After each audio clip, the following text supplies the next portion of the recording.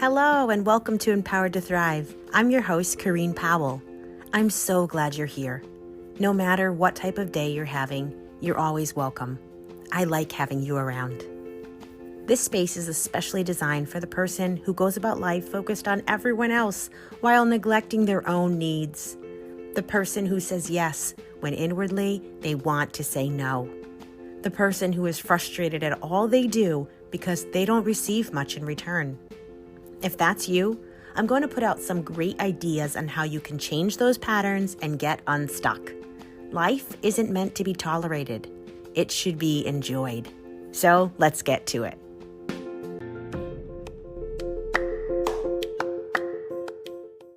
Hello, friend. I am happy to have you here with me. Did you get a chance to listen to last week's episode around emotional neglect and getting curious as to whether that was a part of your experience, or perhaps if you're a parent, if you're operating in a way that could be continuing that type of pattern in your relationship with your children? If you got a chance to listen to it, we're going to continue within that topic. And I want to talk about how you can heal if you have experienced emotional neglect. This will also apply if you recognize in your interactions with your child, you haven't been attuning to them. You haven't been able to co-regulate with them for their own sake because you don't know how to self-regulate. So it's going to help if either scenario applies to you. And if you didn't have a chance to listen to last week's episode and you're curious about it, you can continue on with this one and then hop back to it, or you can pause this episode, take a listen, and then come on back over. I think either would be fine. These topics intertwine with each other, but they also within themselves can make a lot of sense, bring a lot of clarity to a situation. So as far as how to heal from emotional neglect, if you've experienced that, it's going to start with a practice of self-parenting. Now, self-parenting has a lot of components to it. There's not one right way to do it. Sometimes I bring up this idea of speaking to your inner child. That is one element of self-parenting. But there are other ways we can self-parent by bringing fun into our life, going to the playground, perhaps with our children or without, and actually taking a moment to swing on the swing ourselves, or to do something that's fun, that's lighthearted for your adult self. And I've brought up this topic in the past, and I want to remind us all again, being childlike does not mean we're being childish. We are actually able to be mature and be childlike at the same time. Living a life of wonder is a childlike quality, but it's not childish. It's actually vital for all of us to live in this space of wonder where we're awed by things and we're curious about things. We take time to connect with our senses and to notice, what does this smell like? Maybe what does this taste like in some instances? What does the texture feel like? What sounds do I notice? And the list goes on. There are many ways that we can grow and cultivate this idea of wonder. Self-parenting is our means to healing that child part of ourself. It's also a means of meeting that child part of ourself in the places they were emotionally neglected, noticing them, attuning to them. And in that, it's a powerful act, and it heals us in the deep places that we need healing. None of us are unscathed by our childhood. For some of us, we had an easier childhood than others, yet we all come out of it wounded in some sort of way. This isn't about shaming our parental figures. Many times, our parental figures are doing the best they know how, and they just simply don't have the resources. They don't have the knowing. They don't have the tools. Of course, there are cases where legitimately they knew better and they didn't do it. This is not me sitting here excusing someone who caused you pain. I bring up this idea that we don't need to blame it all on our parental figures because we aren't stuck forever. The impact that their actions had on us does matter. I'm not belittling that. However, we get to find our own healing. We get to choose empowerment for ourselves in spite of their actions, in spite of who they might still be. And that is a wonderful gift.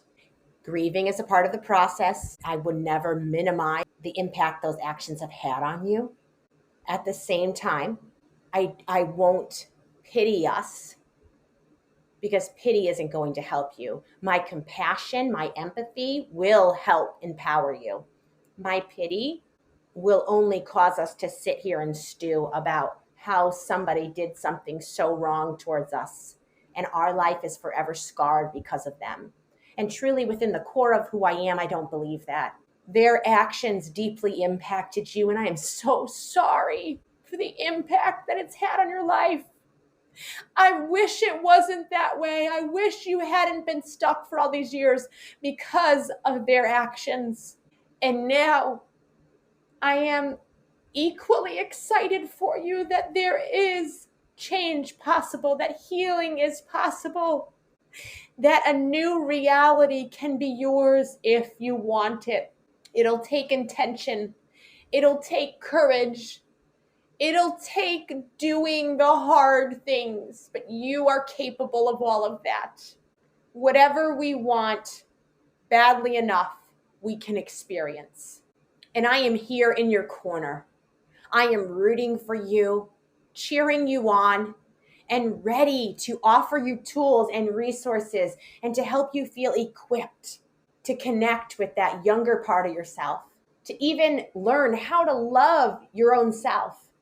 Sometimes we see this younger part of ourself in our mind's eye. We have a memory, we remember, something that happened when we were young. And then we look at that child with disgust or disdain. We become the critic of them, the critic that other people taught us how to be the critic. I want to help you experience a different reality. I want you to be able to look at that younger version of yourself and to feel compassion for them, to see that little child reacting as they were, throwing a fit, saying something that was considered disrespectful as a means of trying to fight for themselves, as a way of saying, I won't let you bully me. When little kids feel bullied, they react. They retaliate. Sometimes that's how they respond. Other times they shut down. They run off. They drown away their pain through a mindless act. But the point is, every little kid knows they're born with a fight in them. We innately know it's not all right to be treated that way. And so when we're disrespected, sometimes we react in that same way. And the sad part is when the parental figures, when the adults in the room, the grown-ups, don't realize, they don't understand what's going on deeper for the child. They don't meet that child and say, oh, I notice you're feeling really frustrated right now. Can I do something that's upsetting right now to you? How are you feeling? And they might not have the language to know how they're feeling. And that's where the adult needs to be emotionally mature, emotionally self-aware, emotionally intelligent to be able to help guide that child. This is what we can do for ourselves now through self-parenting. And as a byproduct, it will benefit the child we once were. And if you have children of your own, it will also benefit them. Anything we learn, by default, we start modeling it. We don't even mean to. We just start a new practice and then other people observe us in that. So your children, if you have them, will be seeing the new ways you're interacting with yourself and then with them. And it will matter. It will rub off. They will start changing as you start changing. It's a powerful thing. Self parenting is the kindest, most generous, and impactful act.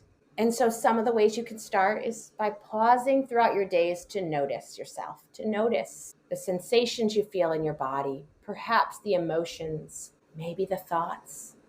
You drop something. What do you immediately think of? Oh, so stupid. Oh, clumsy. Did it again. There's a different narrative. Oh, everybody drops things sometimes. I see you're feeling really frustrated right now with yourself because you made a simple mistake. And I know you remember how mom or dad used to react to that. I know you remember how so and so reacted to that, but they're not here right now. And we have a choice. We don't have to react the way they did. Meeting ourselves with compassion, meeting ourselves with care is vital. And I feel this deeply because of how powerful of an act it is, because of how transformative it is, both when a child is criticized and when a child is offered loving support. What you didn't have when you were young, you can receive now. And it starts with you. And I do understand that if this concept is new to you, what I am talking about may feel almost impossible to achieve. And that is why I'm here, because I want to offer you the support so that this becomes something that feels very doable, that this is a practice that you can get comfortable in. And like I said, self parenting is varied. It might mean pulling out a coloring book and coloring.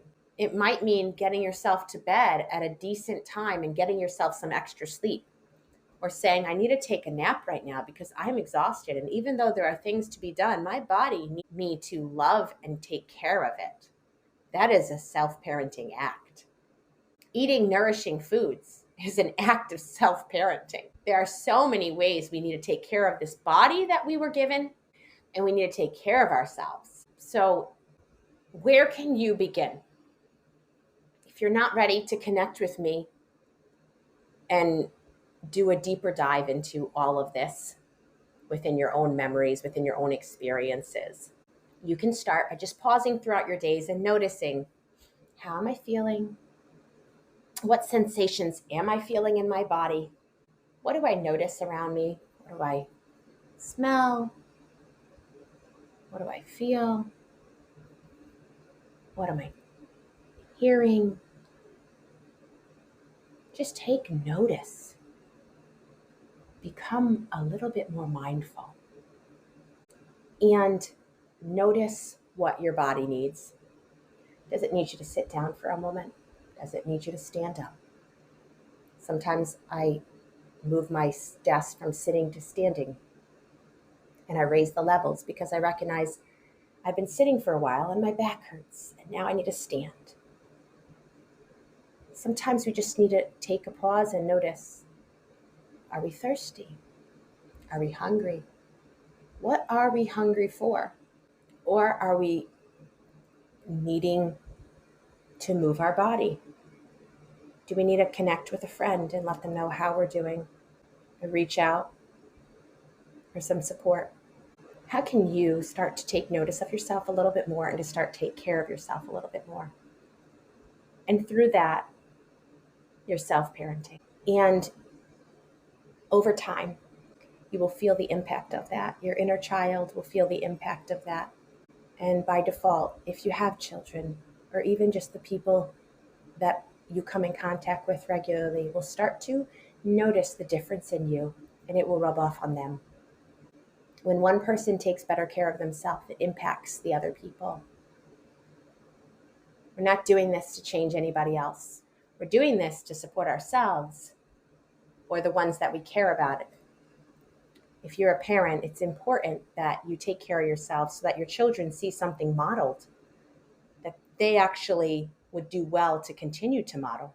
Otherwise, they're learning something from you, but they may not be learning what's in their best interest.